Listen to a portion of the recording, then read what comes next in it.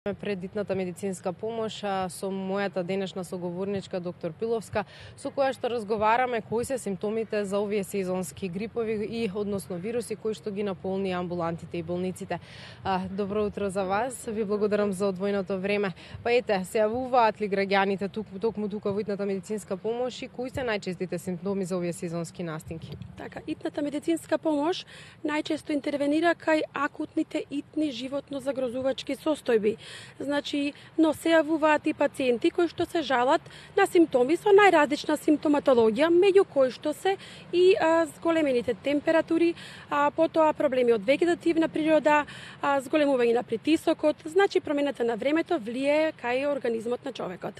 Така, кои се вашите препораки, каква терапија да се конзумира и секако пред се каква исхрана да се конзумира?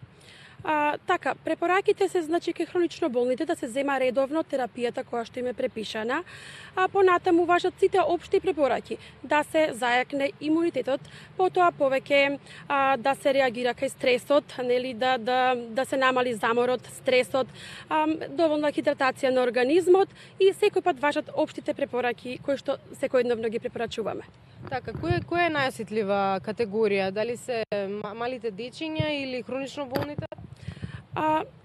Значи најосетлива категорија, како што кажавте, се и хронично болните, дечињата, значи сите на кои што им е намален имунитетот. Значи симптоматологијата кај хронично болните се зголемува.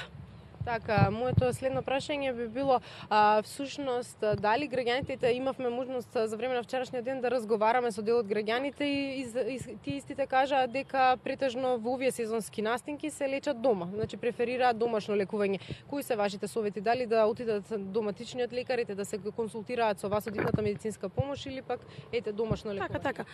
Советите секако да ги побараат, може да се јават и на Ало докторе, да го повториме бројот е 15123, да се јавуваат кај матичните лекари, значи комплицираните случаи, тогаш да се јавуваат во службата на итна медицинска помош, така. Така и моето следно прашање, односно последно би било превентивно како да се действува, односно за сите оние кои што не ги фатила оваа сезонска настинка, како да го зајакнат имунитетот. Така е, повеќе течности, како што реков, да се намали стресот, заморот, витаминска терапија, општи препораки, кои што ги знаат пациентите. Така, ви благодарам многу.